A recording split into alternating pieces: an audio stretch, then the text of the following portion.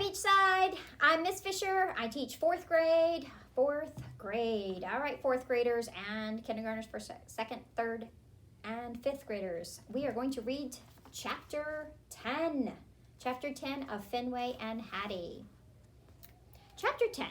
Even though my Hattie bailed on our awesome game of chase, I'm still making progress on getting her back. I know I am, but that's hard to think about now because I'm sitting all by myself in the hallway looking inside the eating place and drooling. Seated around the table are Fetch Man, Food Lady, and Hattie. And that's not all. Angel came back, and they're eating lots of juicy, steamy hot dogs. I love hot dogs. I'm supposed to be under the table curled around Hattie's feet waiting for tasty bits to fall, but I'm not.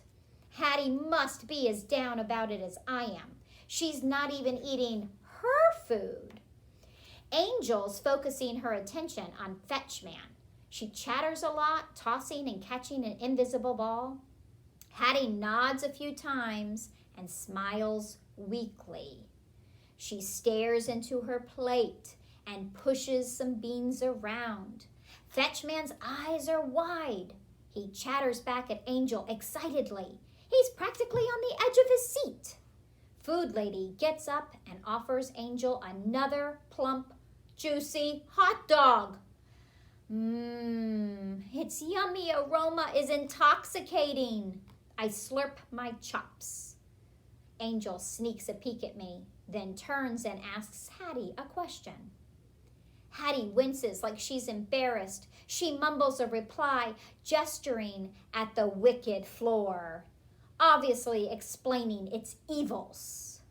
Angel looks confused. Is it that hard for a short human to understand? When the humans are finished eating, Hattie and Angel clatter their dishes in the sink. Food Lady pulls out the crinkly bag of dog food. I spring to my feet and dance around on the carpet. Oh boy! Delicious food is rattling into my dish. My mouth is salivating. Yippee! It's finally supper time! I can hardly wait to plow into the bowl of crunchy deliciousness.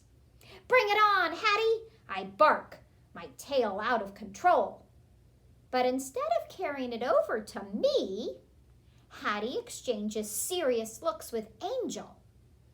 She sets the dish right on the wicked floor. Fenway, come, she calls, as if nothing is wrong. My heart sinks. My tail sags.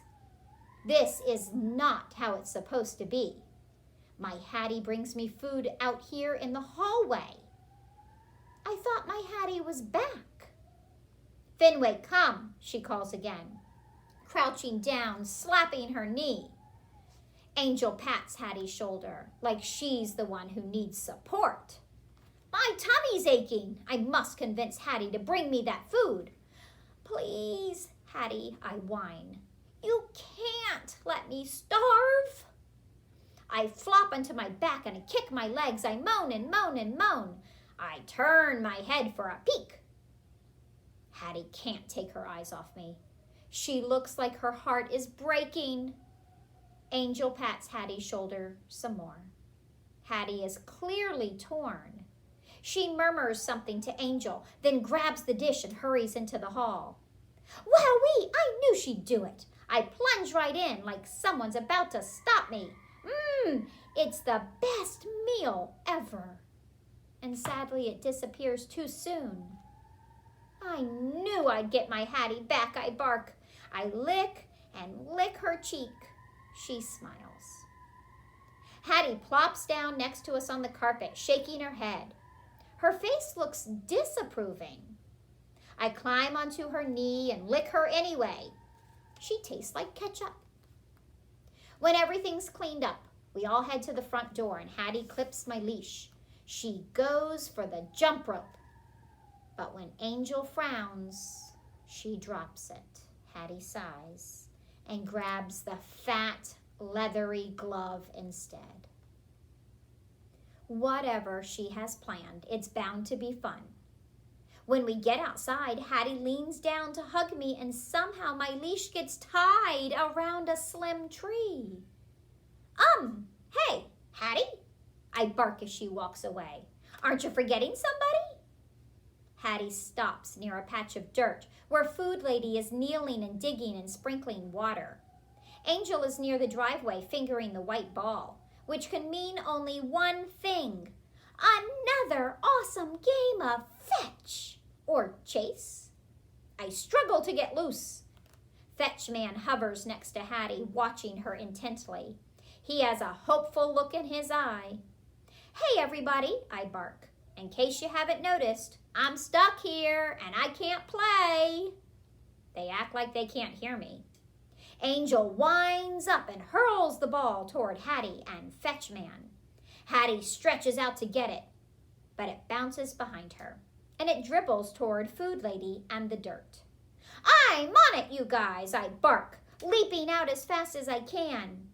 It's a whisker beyond my reach. Hattie jogs right past me, looking annoyed or discouraged, and she scoops up the ball and heads back. Unfair! Unfair! I bark. I jump and twist even though it's no use. Fetch Man rests his hand on Hattie's back. He talks into her ear and then stands aside, moving his arm like he's tossing the ball. Hattie nods. She strokes her cap a couple of times. She pulls her arm back, and she flings the ball at Angel. Fetch Man starts clapping, but then stops as the ball sails over Angel's head. It lands on the driveway and begins rolling toward the street. Hattie's shoulders slump. Fetch Man pats her back, his face encouraging. Angel's about to head after the ball when strange sounds make us all stop in our tracks. Tinkety-tinky-tink-a-too. Is it music? Like flutty birds? It's moving toward us. Fluty birds, sorry. It's moving toward us. It must be exciting because Hattie and Angel drop their fat gloves and squeal with delight. Do they know what this is? Fetch Man does not appear the least bit curious. Food Lady doesn't even look up. She keeps on playing in the dirt, like her sense of hearing is gone. The tinky-tinky-tinkatoo is getting louder and closer. Hattie skips up to Fetch Man, who digs into his pocket. Smiling, he hands Hattie and Angel a couple of small, flimsy papers. Clutching them tightly, the short humans scamper to the edge of the grass. Their heads turn in the direction of the noisy music, waiting until a truck turns the corner. My hackles shoot up. Is it the big brown truck coming for us again? No, it's smaller and whiter, and it's playing the tinky-tinky music. Hattie and Angel hop up and down, their arms waving. Hattie, stand back, I bark, leaping and flailing. This thing must be dangerous. But she's not listening to my very obvious warning. The truck stops right next to the humans, who are not moving out of the way. He's gonna get them. Go away! We don't want you here! I bark at the truck. Like the big brown truck. This one has a human inside, and he leans out the window. Hattie, full of energy, talks to him, and so does Angel.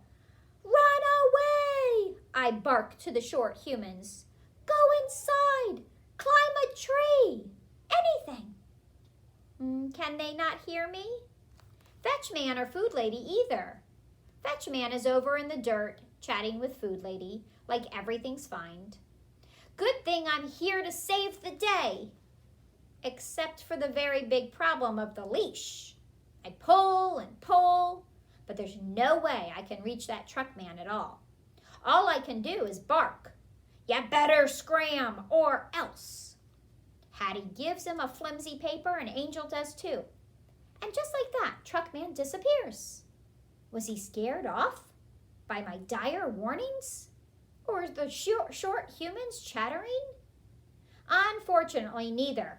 Truck man returns and shoves something at the girls. Angel bounces impatiently. She reaches her hand toward the window. Is she trying to push Truckman back inside? I told you to leave, I bark. Even though it's useless, I lunge with all my might and snap. The leash breaks off. I rocket across the lawn, and I'm heading right toward that truck at full speed. Food Lady and Fetchman spring up, and they race over too, like they suddenly realize the danger the short humans are in. Fenway! Fenway! They're calling, as if I'm not already on the job. I arrive at the scene, just as Angel has apparently figured out that she's no match for the musical truck. She turns to me, her eyes wide. Hattie starts shouting and waving her arms. Fenway, stop! Food Lady and Fetchman both scream. Go away! Leave these short humans alone, I bark, baring my teeth. I'm leaping higher, higher than I've ever leapt before. I must reach that window. I leap extra, extra high, but I can't reach it. As I fall back down, I collide with Angel, who lets out a shriek. Next thing I know, white, creamy globs are all over her clothes. Truckman is yelling. Food Lady and Fetchman are practically breathless, but somehow this does not prevent them from speaking very loudly. Angel pulls at her delicious-smelling shirt like it's on fire. I taste a few drips as they fly off. Sweet and frosty. I go in for a better lick, and Angel jumps back. Her face is angry. Bad dog, she yells. Hattie squats down and grabs what's left of my leash. She shakes her finger at me. Fenway, she says with a very mad, you're in trouble voice. What'd I do? No time to find out.